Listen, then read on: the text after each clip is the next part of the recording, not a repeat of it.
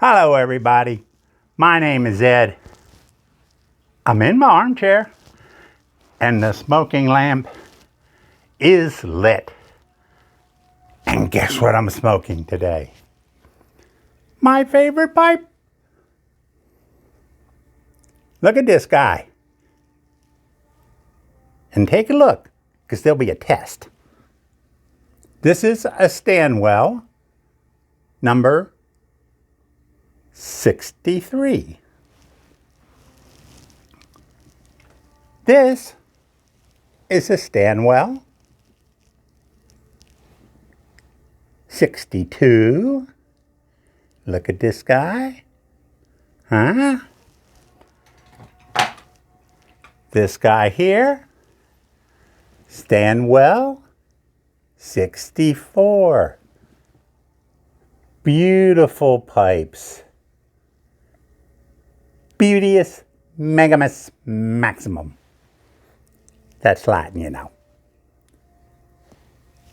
And did you notice anything with these?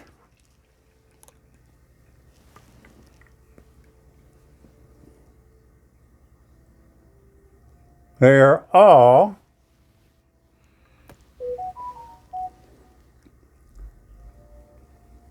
what we call flame grain.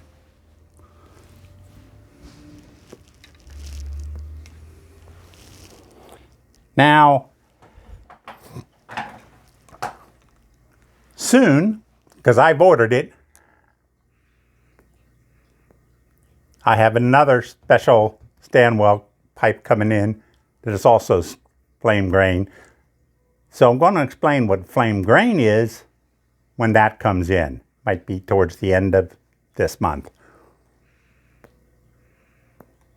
But another thing with these pipes is what they call the plateau, which for the most part is synonymous with freehand. These are all handmade. And why I'm bringing these up, because this is another part of what Sixten Ivarsson contributed to the piping world. Now, I'm not sure if you know how a burl, where the briar comes from, is, but it's a big chunk, and it has this plateau all around it, and then veins, if you will, starting from kind of a somewhat in the middle, because it's not an oval, it's kind of a weird. They come out, and if you catch it right, this is how you get the flame grain. And the plateau is really what is the outside of it. For factory grade pipes, you just would never see that. Because before Sixten Ivarsson came around, the factory pipes were drilled for the bowl, for the stem, you know. Then they would start carving it. And whatever the grain was, that's kind of what you had. You didn't have as good of ability to adjust that. But what Sixten Ivarsson did is taught a whole new way to drill. Mainly, he started shaping the pipe before he drilled anything. Because once it's drilled, you're stuck with that. So he could start carving, start sanding down the pipe, and then check the grain out, and then makes his holes for the bowl, on the stem. So in other words, almost a second way of carving pipes, of doing pipes, is what he introduced. And with that, he started doing the plateaus, which again, which is the top end of the barrel, which really wasn't used. So he could get the end part, start drilling around it how it is, then drill. A whole new concept, which then Stanwell, I'm sure some pipe makers had doing it, but not the factory ones. But this was new. And with that also, since this is the top part of the barrel of the, where the briar is, you're always going to have flame grain because it's on the top, and then these are all the little veins coming out. So this is what he did, again, with the new way of drilling, or a whole new concept of how you drill, when you drill. Again, by doing the plateau, definitely would get this flame grain. Otherwise, he would still be able to at least work with the briar as much as possible before he would then drill to have a good straight grain, or at least he would know what you were doing. So you might have this bird's eye, straight grain across, whatever. But this was what Sixten Ivarsson did. This is the era now of the Danish pipe. And they were really mainly looking to compete with England and, places that were more established. And everybody kind of lost ground because of World War II. Then after that, Stanwell came about. The other pipe makers, Dunhill, stuff like that, had to catch up with the briar and everything, and they can do that after World War II.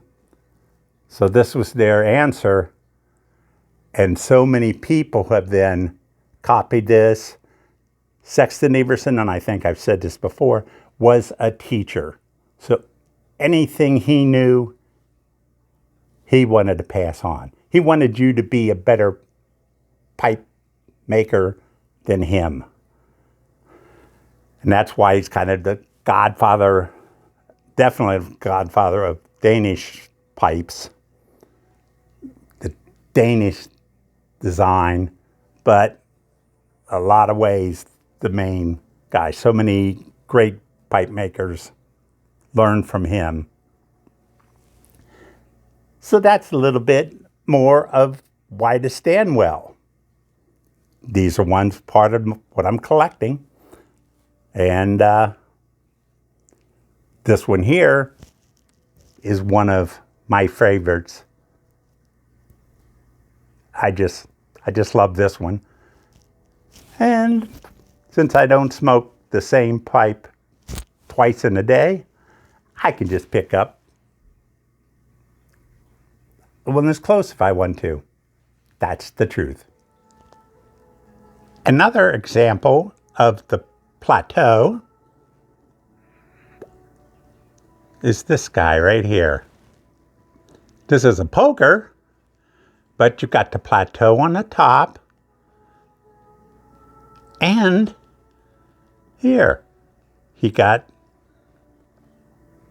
part of that burl, and he has captured two parts. This is from Eric C. Smoke Pipes. This was commissioned he had one and was smoking it on one of his videos.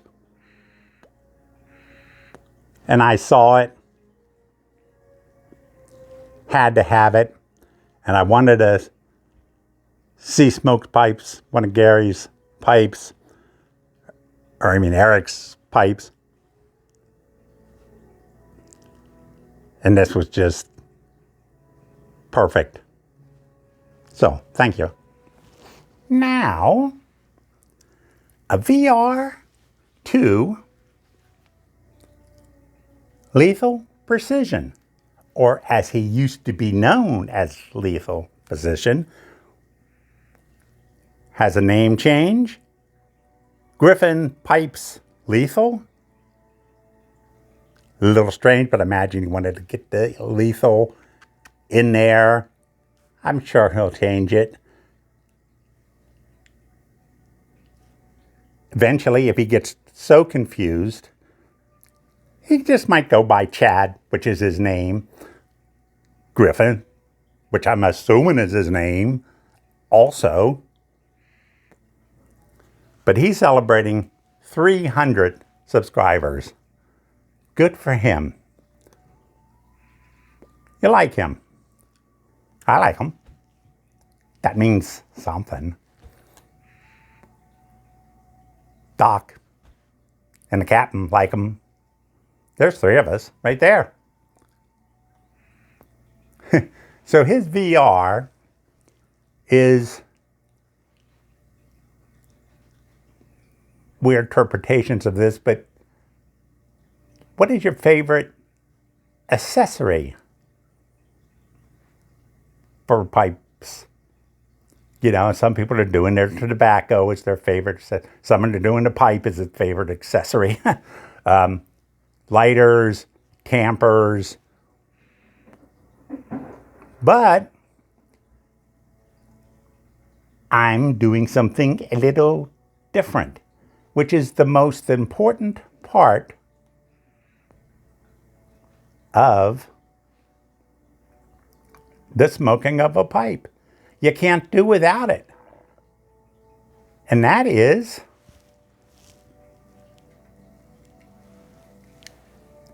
the flame to light your pipe. Yes, you have to have that flame. And there's a bunch of ways to get that flame. Let me explain. You've got the Mac or the Bic.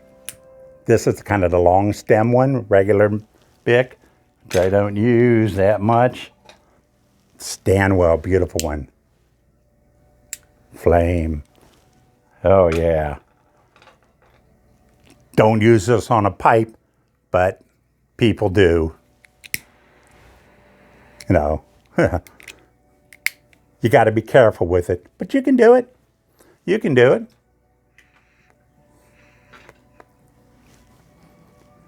Okay. To continue, we've got even more stuff. Of course, the Bic lighter. Oh, it's kind of running a little low. This is a lighter with the logo of my ship from 50 years ago. Although the insert is a pipe butane insert, but I have regular ones too.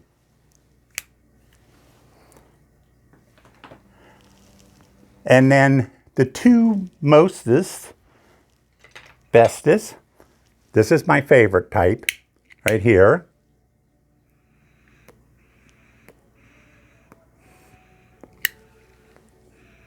Love them.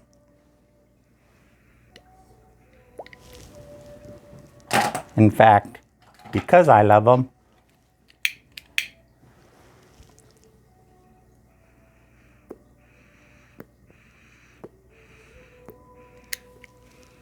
I have a few. Because you never know where I might need it. Within 5 feet of my armchair. But we've got more. because I have not the match.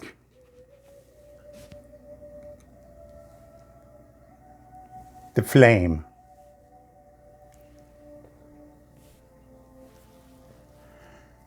And then, just to be silly, which I am, but I'm blaming this on Pat Paladin Piper. He showed me these. I never knew about them in all my years.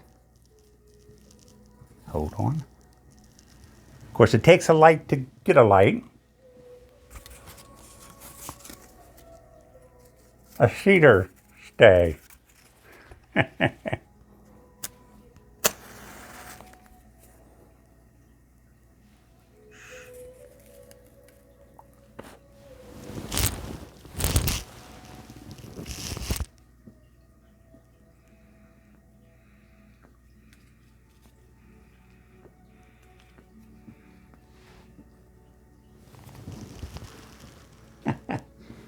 It's a little messy. I'll probably burn something down by the time I finish. But it's unique. It does impart a little bit of a cedar,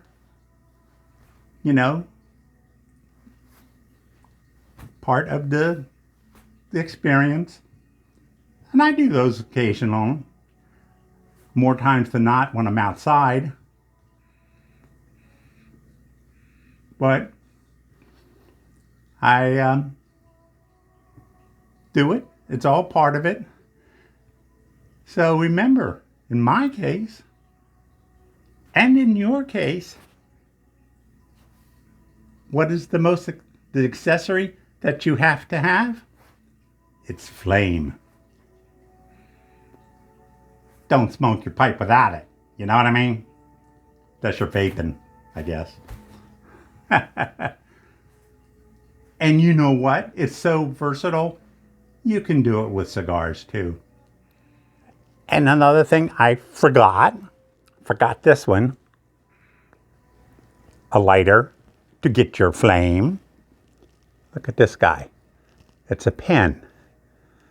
Has a little window for your butane, and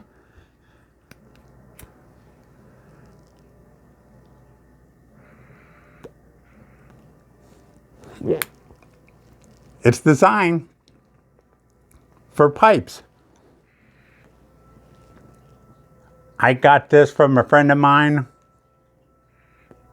or something very similar to it, over 40 years ago.